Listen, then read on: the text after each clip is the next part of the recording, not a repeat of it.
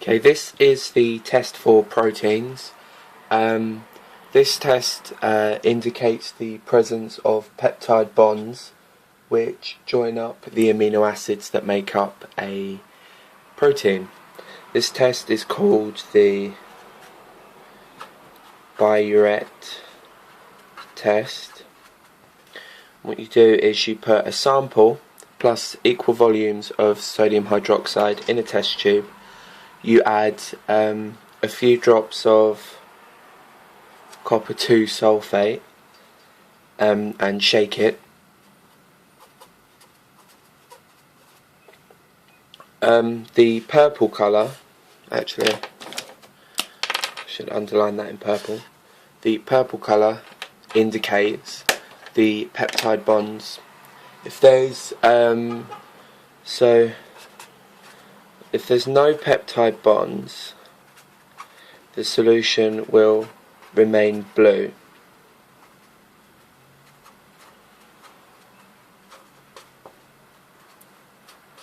So that's how you tell whether a sample is a protein or not. If it's a protein, it will go purple.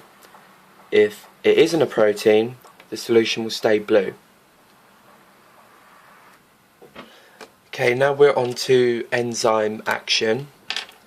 Many of you should know that enzymes are described as biological catalysts. This is because they lower the activation energy of a reaction. So without a catalyst, the energy of the substrates would have to go up and then down. This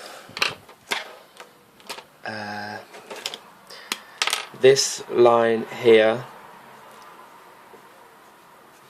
is known as the activation energy. Now, all the activation energy is the amount of energy required for the reaction to take place. So if without an enzyme there, the substrates would have to collide with enough energy to exceed the activation energy in order for the reaction to take place. With an enzyme, it will look more like that. Now, the activation energy here is that which is lower. So there does not have to be as much energy in the collision for the reaction to take place. So they lower the activation energy by bringing the substrates closer together and using its active site to either break apart or put together molecules. This is the lock and key model.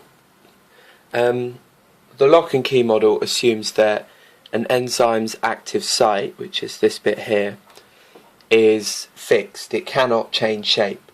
So only a substrate, which is that shape, would be able to be broken down by that enzyme.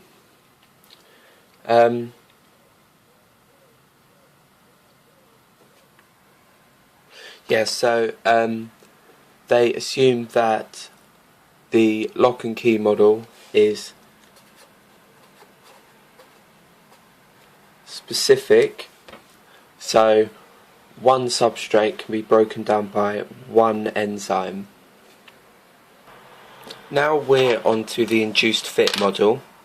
The induced fit model says that enzymes can change their shape slightly in order to fit the substrate. So if the substrate was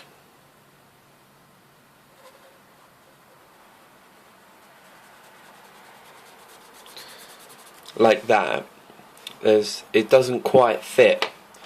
So the induced fit model says that if that occurs, the enzyme can actually change its shape slightly to fit that substrate. This doesn't work for all substrates, because some substrates are, the shape are too different and they can only change their shape slightly.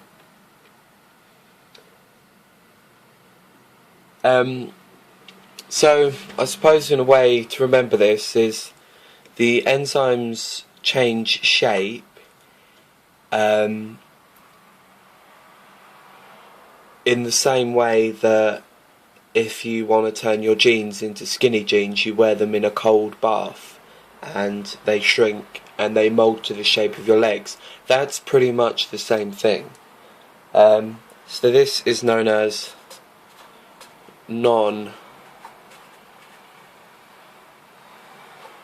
what am I doing there?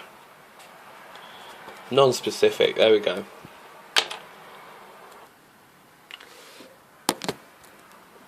Okay, now we're doing enzyme inhibition. We're going to start off with competitive inhibitors. A competitive inhibitor has a similar shape. So this is the substrate, and this is the inhibitor. They have a similar molecular shape, so they can both fit into the active site of the specific enzyme. The effect inhibitors have on enzyme action depends on the concentration.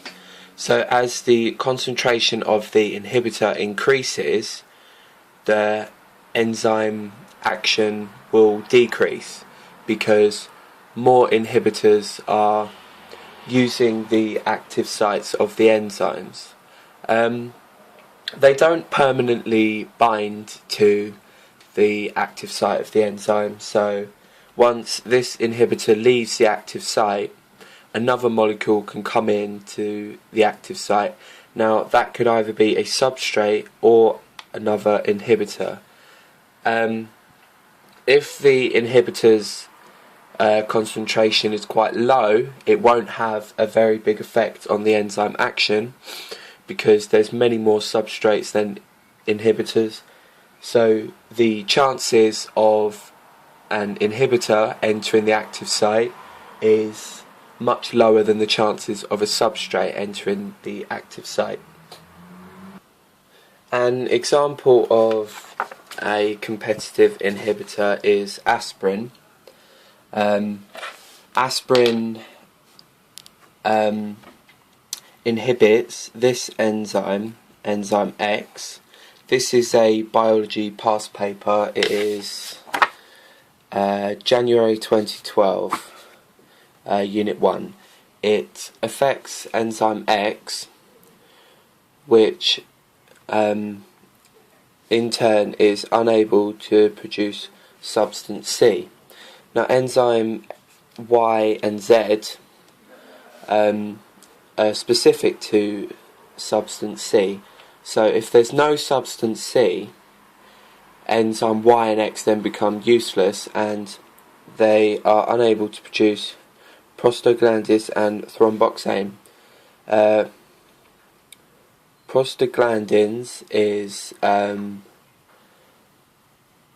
something that produces swelling. So aspirin reduces swelling, I think, yes, probably.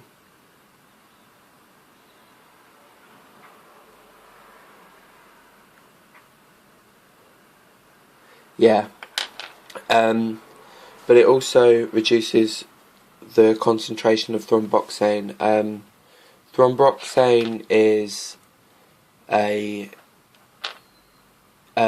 chemical in the blood that causes blood clotting. So a small daily dose, and I mean really small daily dose of aspirin, can reduce the chances of a heart attack or a stroke because blood clots are less likely to form in the blood.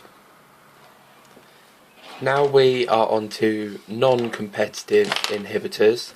Non-competitive inhibitors bind to a site in the enzyme which is not the active site, and when this binds, it causes the structural changes in the enzyme, which in turn cause the active site to change shape, which means the substrate molecule can no longer bind to the active site.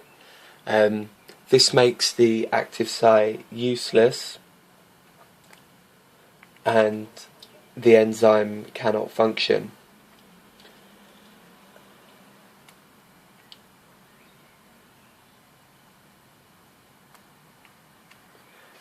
When this happens, unlike the competitive inhibitors, as the concentration of the substrate increases, it doesn't have an effect on enzyme action because these are permanently bound to the enzyme.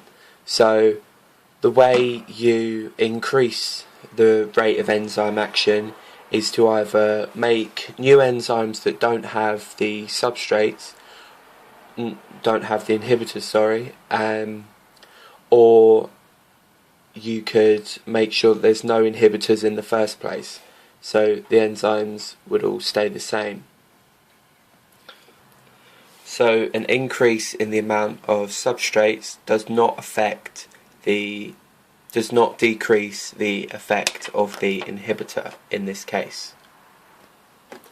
And that is the end of chapter 2 in the AQA Biology textbook. Yeah.